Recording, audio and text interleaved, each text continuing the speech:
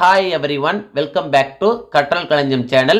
9th standard social science subjectல quarterly examination September 2025 கான important questions தான் இந்த வீடியோவில் நம்ம தெளிவா பார்க்க போறோம். இந்த வீடியோவை ஸ்கிப் பண்ணாம பாருங்க. அப்போதான் எல்லா important questionsையும் உங்களால தெரிஞ்சுக்க முடியும். அது மட்டும் இல்லாம எக்ஸாம்ல வரக்கூடிய எல்லா questionsையும் அட்டெண்ட் பண்ணி நல்ல மார்க் ஸ்கோர் பண்ண முடியும். இதுவரைக்கும் நம்ம சேனலை சப்ஸ்கிரைப் பண்ணாதவங்க சப்ஸ்கிரைப் பண்ணிக்கோங்க. அப்படியே பக்கத்தில் இருக்கிற பெல் ஐக்கான் சிம்பிளை பிரஸ் பண்ணிக்கோங்க. அப்போதான் நான் அடுத்தடுத்து அப்லோட் பண்ற வீடியோஸ் உங்களுக்கு வந்து சேரும். சரி வாங்க நம்ம வீடியோக்குள்ள போகலாம். Unit 1 Evolution of Humans and Society Prehistoric Period. இந்த லெசன்ல என்னென்ன இம்பார்ட்டன்ட் கொஸ்டின்ஸ் அப்படின்னு பாத்தீங்கன்னா பேஜ் நம்பர் 14 எடுத்துங்க. இதுல பாத்தீங்கன்னா Rome letter 5 answer the following briefly கொடுத்திருக்காங்க. இதுல first question discuss how the age of speculation made humans become conscious and knowledgeable. ரொம்ப இம்பார்ட்டன்ட் क्वेश्चन அடிக்கடி கேக்குறாங்க. நெக்ஸ்ட் பாத்தீங்கன்னா third question list out the features of megalithic burial types. ரொம்ப important question அடிக்கடி கேட்கக்கூடிய question.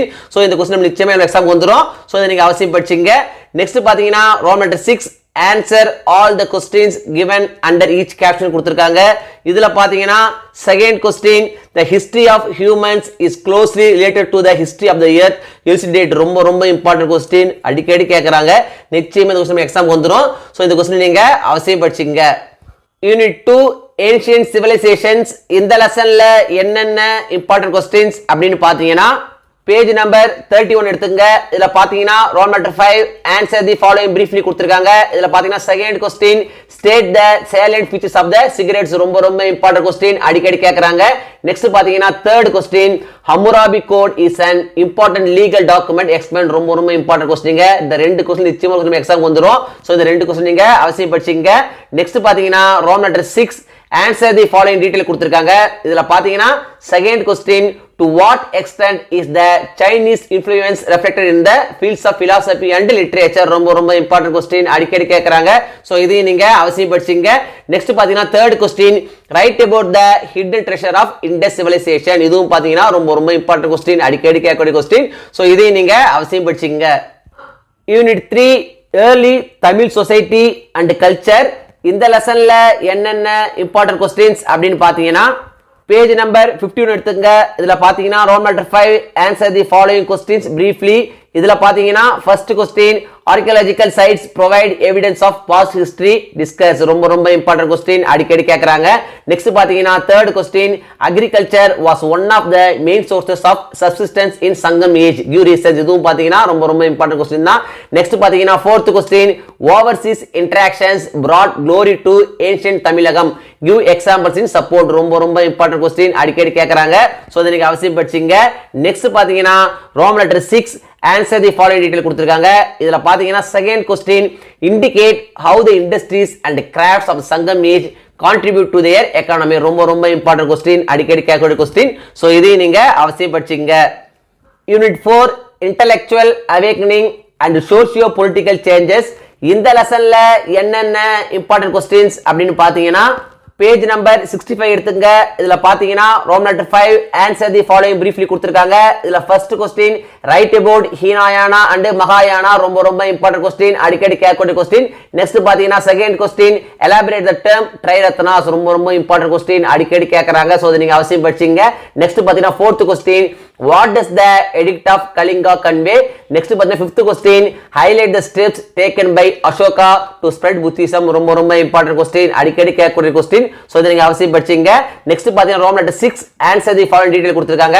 இதுல பாத்தீங்கன்னா first question discuss the five cardinal principles of Confucius. ரொம்ப இம்பார்ட்டன்ட் question அடிக்கடி கேக்குறாங்க.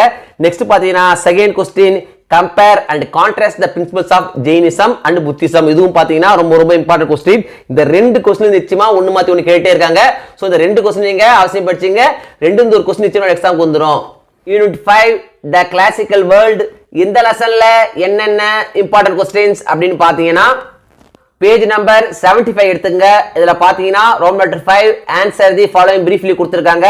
இதுல first question attempt and account of slavery in Rome ரொம்ப இம்பார்ட்டன்ட் क्वेश्चन அடிக்கடி கேக்குறாங்க.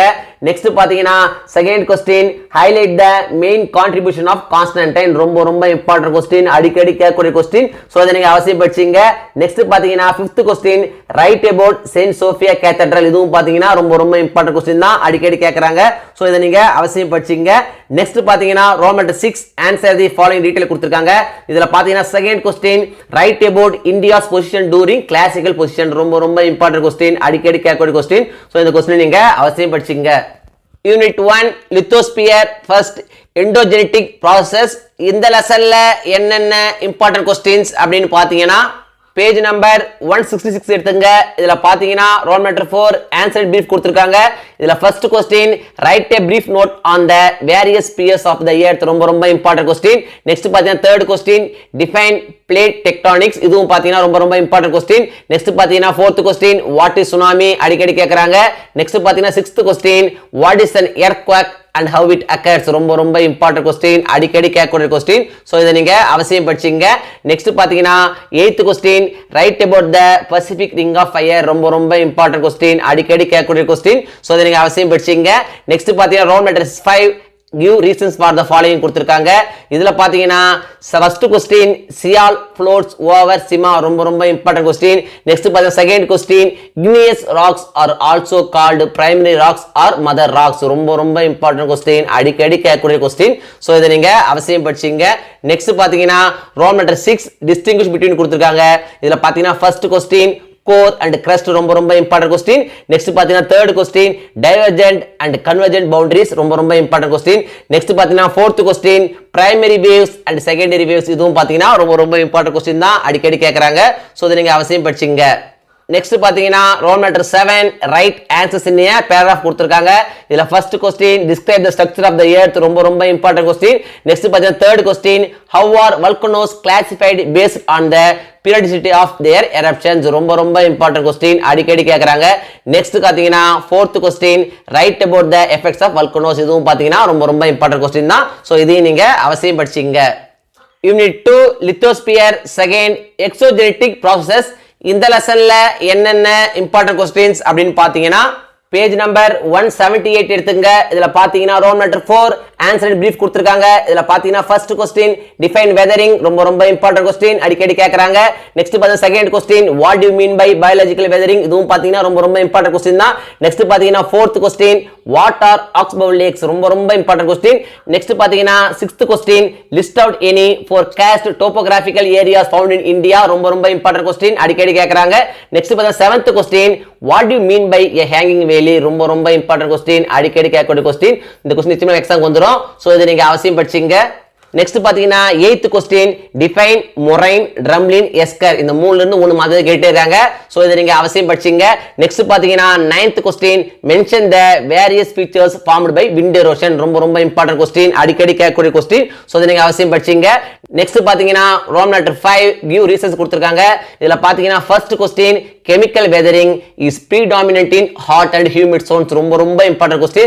நெக்ஸ்ட் பாத்தீங்கன்னா third question wind can possibly erode the rocks from all sides ரொம்ப important question அடிக்கடி கேட்கக்கூடிய क्वेश्चन. சோ இத நீங்க அவசியம் படிச்சீங்க.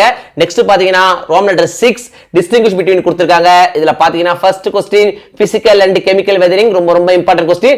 நெக்ஸ்ட் பாத்தீங்கன்னா third question stalactite and stalagmite ரொம்ப இம்பார்ட்டன்ட் क्वेश्चन அடிக்கடி கேட்கக்கூடிய क्वेश्चन. சோ இத நீங்க அவசியம் படிச்சீங்க. நெக்ஸ்ட் பாத்தீங்கன்னா sixth question spit and bar ரொம்ப இம்பார்ட்டன்ட் क्वेश्चन அடிக்கடி கேக்குறாங்க. சோ இதையும் நீங்க அவசியம் படிச்சீங்க. நெக்ஸ்ட் பாத்தீங்கன்னா Rome letter 7 answer in paragraph கொடுத்திருக்காங்க. இதுல பாத்தீங்கன்னா first question write a note on weathering classify and explain ரொம்ப இம்பார்ட்டன்ட் क्वेश्चन அடிக்கடி கேட்கக்கூடிய क्वेश्चन. சோ இத நீங்க அவசியம் படிச்சீங்க. நெக்ஸ்ட் பாத்தீங்கன்னா third question what is a glacier explain its types ரொம்ப இம்பார்ட்டன்ட் क्वेश्चन. நெக்ஸ்ட் பாத்தீங்கன்னா fourth question describe the depositional work of winds ரொம்ப இம்பார்ட்டன்ட் क्वेश्चन அடிக்கடி கேட்கக்கூடிய क्वेश्चन. சோ இதை நீங்க அவசியம் படிச்சீங்க. இந்த லெசனை பொறுத்த வரைக்கும் first question third question fourth question இந்த மூணு क्वेश्चनல இருந்து நிச்சயமா क्वेश्चन நம்ம எக்ஸாம்க்கு வந்துரும். சோ இதை நீங்க அவசியம் படிச்சீங்க. Unit 3 atmosphere. இந்த லெசன்ல என்னென்ன இம்பார்ட்டன்ட் क्वेश्चंस அப்படினு பாத்தீங்கன்னா பேஜ் நம்பர் 190 எடுத்துங்க. இதுல பாத்தீங்கன்னா roll number 3 answer the following briefly கொடுத்திருக்காங்க. ஃபர்ஸ்ட் क्वेश्चन டிஃபைன் அட்மாஸ்பியர் ரொம்ப important question. Second question mention the factors that affect the climate இதுவும் பாத்தீங்கன்னா ரொம்ப இம்பார்ட்டன்ட் क्वेश्चन தான். நெக்ஸ்ட் பாத்தீங்கன்னா third question write short note on lapse rate ரொம்ப important question. அடிக்கடி கேட்கக்கூடிய क्वेश्चन. சோ அதை நீங்க அவசியம் படிச்சீங்க.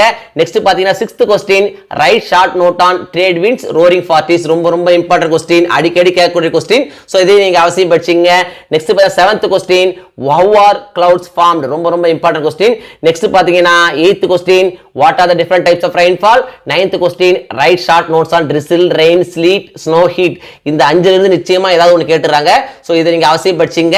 நெக்ஸ்ட் பாத்தீங்கன்னா 10th question how are cyclones classified. இந்த லெசனை பொறுத்தவரைக்கும் பாத்தீங்கன்னா எல்லா क्वेश्चनமே இம்பார்ட்டன்ட் क्वेश्चन தான். நம்ம எதையுமே தவிர்க்க முடியாது.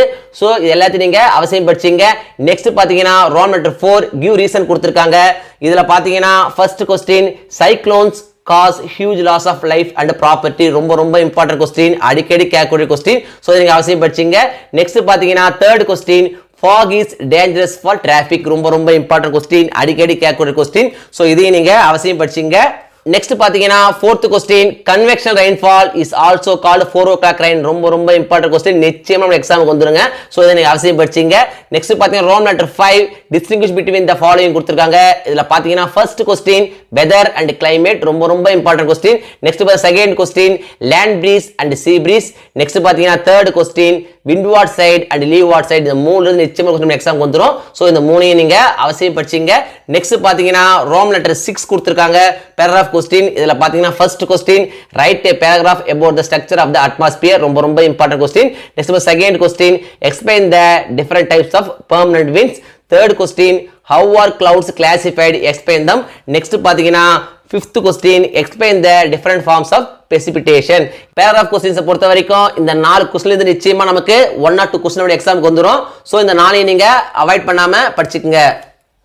Unit 4 hydrosphere. இந்த லெசன்ல என்னென்ன இம்பார்ட்டன்ட் क्वेश्चंस அப்படினு பாத்தீங்கன்னா பேஜ் நம்பர் 200 எடுத்துங்க. இதுல பாத்தீங்கன்னா roll number 4 answer the following in brief கொடுத்திருக்காங்க. இதுல பாத்தீங்கன்னா first question what do you mean by the term hydrosphere ரொம்ப இம்பார்ட்டன்ட் क्वेश्चन. நெக்ஸ்ட் பாத்தீங்கன்னா second question what is hydrological cycle ரொம்ப இம்பார்ட்டன்ட் क्वेश्चन. அடிக்கடி கேக்குறாங்க. நெக்ஸ்ட் பாத்தீங்கன்னா fourth question what are the factors that generate the ocean currents ரொம்ப important question. Next பாத்தீங்கன்னா fifth question write a brief note on sea waves ரொம்ப important question. அடிக்கடி கேக்குறாங்க. So இதையும் நீங்க அவசியம் படிச்சீங்க. நெக்ஸ்ட் பாத்தீங்கன்னா roll number 5 give reasons for the following கொடுத்திருக்காங்க. இதுல பாத்தீங்கன்னா second question continental shelf provides good fishing ground ரொம்ப இம்பார்ட்டன்ட் क्वेश्चन. அடிக்கடி கேட்கக்கூடிய क्वेश्चन. சோ இதை நீங்க அவசியம் படிச்சீங்க. நெக்ஸ்ட் பாத்தீங்கன்னா roll number 6 distinguish the following கொடுத்திருக்காங்க. இதுல first question spring tide and neap tide ரொம்ப இம்பார்ட்டன்ட் क्वेश्चन. அடிக்கடி கேக்குறாங்க. நெக்ஸ்ட் பாத்தீங்கன்னா second question abyssal plains and ocean deeps இதுவும் பாத்தீங்கன்னா ரொம்ப இம்பார்ட்டன்ட் क्वेश्चन. நெக்ஸ்ட் பாத்தீங்கன்னா roll number 7 answer in a paragraph கொடுத்திருக்காங்க. இதுல பாத்தீங்கன்னா first question write a note on continental shelf and continental slope ரொம்ப இம்பார்ட்டன்ட் क्वेश्चन. அடிக்கடி கேக்குறாங்க. நெக்ஸ்ட் பாத்தீங்கன்னா second question what do you mean by ocean currents explain types இதுவும் பாத்தீங்கன்னா ரொம்ப இம்பார்ட்டன்ட் क्वेश्चन தான். இந்த ரெண்டுல நிச்சயமா நம்ம எக்ஸாம் ஒரு क्वेश्चन வந்துரும். சோ இந்த ரெண்டு क्वेश्चन நீங்க அவசியம் படிச்சீங்க. Unit 5 biosphere. இந்த லெசன்ல என்னென்ன இம்பார்ட்டன்ட் क्वेश्चंस அப்படினு பாத்தீங்கன்னா பேஜ் நம்பர் 208 எடுத்துங்க. இதுல பாத்தீங்கன்னா roll number 4 answer the following brief கொடுத்திருக்காங்க. இதுல பாத்தீங்கன்னா first question what is biosphere ரொம்ப important question. Second question what is an ecosystem அடிக்கடி கேக்குறாங்க. சோ இந்த क्वेश्चन நீங்க அவசியம் படிச்சீங்க. நெக்ஸ்ட் பாத்தீங்கன்னா third question what does the term biodiversity mean ரொம்ப இம்பார்ட்டன்ட் क्वेश्चन. நெக்ஸ்ட் பாத்தீங்கன்னா fifth question mention the various terrestrial biomes ரொம்ப இம்பார்ட்டன்ட் क्वेश्चन. அடிக்கடி கேட்கக்கூடிய क्वेश्चन. சோ இதை நீங்க அவசியம் படிச்சீங்க. நெக்ஸ்ட் பாத்தீங்கன்னா roll number 5 give reasons for the following கொடுத்திருக்காங்க. இதுல பாத்தீங்கன்னா first question producers are also called autotrophs ரொம்ப இம்பார்ட்டன்ட் क्वेश्चन. அடிக்கடி கேட்கக்கூடிய क्वेश्चन. சோ இதை நீங்க அவசியம் படிச்சீங்க. நெக்ஸ்ட் பாத்தீங்கன்னா roll number 6 distinguish between the following கொடுத்திருக்காங்க. இதுல பாத்தீங்கன்னா first question producers and decomposers ரொம்ப இம்பார்ட்டன்ட் क्वेश्चन. நெக்ஸ்ட் பாத்தீங்கன்னா third question tropical vegetation and desert vegetation ரொம்ப இம்பார்ட்டன்ட் क्वेश्चन. நெக்ஸ்ட் பாத்தீங்கன்னா roll number 7 answer the following in a paragraph கொடுத்திருக்காங்க. இதுல என்னென்ன இம்பார்ட்டன்ட் क्वेश्चंस அப்படினு பாத்தீங்கன்னா first question explain the various components of ecosystem ரொம்ப important question. Next பாத்தீங்கன்னா third question explain about the aquatic biomes on earth ரொம்ப important question. அடிக்கடி கேட்கக்கூடிய क्वेश्चन. சோ இதை நீங்க அவசியம் படிச்சீங்க. இந்த ரெண்டு क्वेश्चन நிச்சயமா நம்ம எக்ஸாம்க்கு வந்துரும். சோ இந்த ரெண்டு क्वेश्चन நீங்க அவசியம் படிச்சீங்க. Unit 1 forms of government and democracy. இந்த லெசன்ல என்னென்ன இம்பார்ட்டன்ட் கொஸ்டின்ஸ் அப்படின்னு பாத்தீங்கன்னா பேஜ் நம்பர் 244 எடுத்துங்க. இதுல பாத்தீங்கன்னா Rome letter 4 give short answers கொடுத்திருக்காங்க. இதுல பாத்தீங்கன்னா first question give Abraham Lincoln's definition for democracy. ரொம்ப இம்பார்ட்டன்ட் கொஸ்டின், அடிக்கடி கேக்குறாங்க. சோ இத நீங்க அவசியம் படிச்சீங்க. நெக்ஸ்ட் பாத்தீங்கன்னா second question mention the forms of democracy. Third question distinguish between direct and indirect democracy. இந்த மூணு கொஸ்டின் நிச்சயமா கொஸ்டின் எக்ஸாம்க்கு வந்துரும். சோ இந்த மூணையும் நீங்க அவசியம் படிச்சீங்க. நெக்ஸ்ட் பாத்தீங்கன்னா ரோம் லெட்டர் 5 ஆன்சர் டீடைல் கொடுத்திருக்காங்க. இதுல பாத்தீங்கன்னா first question what are the challenges to Indian democracy explain. ரொம்ப இம்பார்ட்டன்ட் கொஸ்டின். நெக்ஸ்ட் பாத்தீங்கன்னா third question what is your opinion about democracy in India. இந்த ரெண்டு கொஸ்டின் நிச்சயமா கொஸ்டின் எக்ஸாம்க்கு வந்துரும். சோ இந்த ரெண்டு கொஸ்டின் நீங்க அவசியம் படிச்சீங்க. Unit 2 election political parties and pressure groups. இந்த லெசன்ல என்னென்ன இம்பார்ட்டன்ட் கொஸ்டின்ஸ் அப்படின்னு பாத்தீங்கன்னா பேஜ் நம்பர் 252 எடுத்துங்க. இதுல பாத்தீங்கன்னா Rome letter 4 give short answers கொடுத்திருக்காங்க. இதுல third question distinguish between two party system and the multi party system. ரொம்ப இம்பார்ட்டன்ட் கொஸ்டின். நெக்ஸ்ட் பாத்தீங்கன்னா fourth question what is a pressure group. ரொம்ப இம்பார்ட்டன்ட் கொஸ்டின், அடிக்கடி கேட்கக்கூடிய கொஸ்டின். சோ இத நீங்க அவசியம் படிச்சீங்க. நெக்ஸ்ட் பாத்தீங்கன்னா ரோம் லெட்டர் 5 ஆன்சர் டீடைல் கொடுத்திருக்காங்க. இதுல பாத்தீங்கன்னா first question discuss merits and demerits of direct elections. ரொம்ப இம்பார்ட்டன்ட் கொஸ்டின். நெக்ஸ்ட் பாத்தீங்கன்னா second question what are the functions of political parties. ரொம்ப இம்பார்ட்டன்ட் கொஸ்டின், அடிக்கடி கேட்கக்கூடிய கொஸ்டின். சோ இதையும் நீங்க அவசியம் படிச்சீங்க.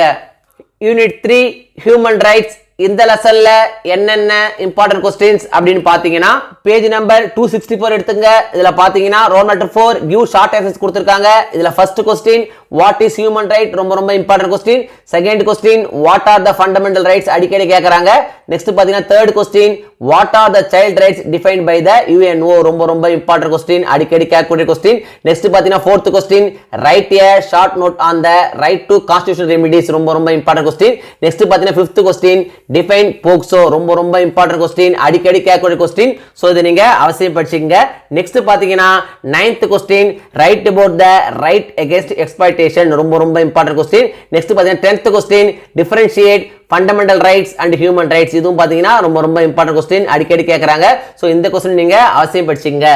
நெக்ஸ்ட் பாத்தீங்கன்னா ரோம் லெட்டர் 5 ஆன்சர் டீடைல் கொடுத்திருக்காங்க. இதுல first question right a paragraph about UDHR. ரொம்ப இம்பார்ட்டன்ட் கொஸ்டின். நெக்ஸ்ட் பாத்தீங்கன்னா third question how does the National Human Rights Commission protect our rights. ரொம்ப இம்பார்ட்டன்ட் கொஸ்டின், அடிக்கடி கேட்கக்கூடிய கொஸ்டின். நெக்ஸ்ட் பாத்தீங்கன்னா fourth question what are the benefits for workers provided by labor law. ரொம்ப important question, அடிக்கடி கேட்கக்கூடிய question. இந்த மூணு question நிச்சயமா கொஸ்டின் எக்ஸாம் வந்துரும். சோ இந்த மூணு கொஸ்டின் நீங்க அவசியம் படிச்சீங்க. Unit 1 understanding development perspectives measurement and sustainability. இந்த லெசன்ல என்னென்ன இம்பார்ட்டன்ட் கொஸ்டின்ஸ் அப்படின்னு பாத்தீங்கன்னா பேஜ் நம்பர் 292 எடுத்துங்க. இதுல பாத்தீங்கன்னா Rome letter 4 give short answers கொடுத்திருக்காங்க. இதுல பாத்தீங்கன்னா first question what do you mean by development. ரொம்ப இம்பார்ட்டன்ட் கொஸ்டின், அடிக்கடி கேட்கக்கூடிய கொஸ்டின். நெக்ஸ்ட் பாத்தீங்கன்னா second question what are the indicators of development. இதுவும் பாத்தீங்கன்னா ரொம்ப இம்பார்ட்டன்ட் கொஸ்டின் தான், அடிக்கடி கேக்குறாங்க. சோ இதையும் நீங்க அவசியம் படிச்சீங்க. நெக்ஸ்ட் பாத்தீங்கன்னா fourth question why human resources is considered as the foremost resource of any country. ரொம்ப இம்பார்ட்டன்ட் கொஸ்டின், அடிக்கடி கேக்குறாங்க. சோ இதையும் நீங்க அவசியம் படிச்சீங்க. நெக்ஸ்ட் பாத்தீங்கன்னா fifth question expand the following PP HDI. Sixth question expand the following NNP PCI. இந்த ரெண்டு கொஸ்டின் எக்ஸாம் வந்துரும். நெக்ஸ்ட் பாத்தீங்கன்னா seventh question what is solar power. ரொம்ப இம்பார்ட்டன்ட் கொஸ்டின், அடிக்கடி கேட்கக்கூடிய கொஸ்டின். சோ இதையும் நீங்க அவசியம் படிச்சீங்க. நெக்ஸ்ட் பாத்தீங்கன்னா ரோமன் லெட்டர் 5 ஆன்சர் டீடைல் கொடுத்திருக்காங்க. இதுல first question discuss the policies for sustainable development. ரொம்ப இம்பார்ட்டன்ட் கொஸ்டின். நெக்ஸ்ட் பாத்தீங்கன்னா second question describe in detail about environmental policies in India. Third question differentiate between renewable and நான் renewable resources. ரொம்ப important question, அடிக்கடி கேட்கறாங்க. Next பாத்தீங்கன்னா fourth question mention any 5 environmental acts and there action. இந்த 4 question நிச்சயமா exam வந்துரும். ஒன்னு மாத்தி ஒன்னு கேட்டே இருக்காங்க. இதுல இம்பார்ட்டன்ட் சொல்ல முடியாது. ஏன்னு பாத்தீங்கன்னா எல்லா கொஸ்டின் திரும்ப கேட்டே இருக்காங்க. சோ இந்த 4 கொஸ்டின் நீங்க அவசியம் படிச்சீங்க. Unit 2 employment in India and Tamil Nadu.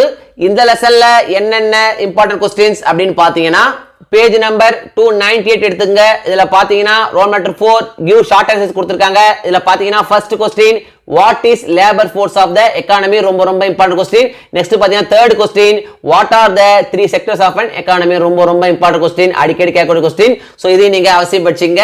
Next பாத்தீங்கன்னா ரோம் லெட்டர் 5 ஆன்சர் டீடைல் கொடுத்திருக்காங்க. இதுல பாத்தீங்கன்னா first question explain primary sector, secondary sector, territory sector. ரொம்ப ரொம்ப இம்பார்ட்டன்ட் क्वेश्चन, அடிக்கடி கேட்கக்கூடிய क्वेश्चन. சோ இத நீங்க அவசியம் படிச்சீங்க.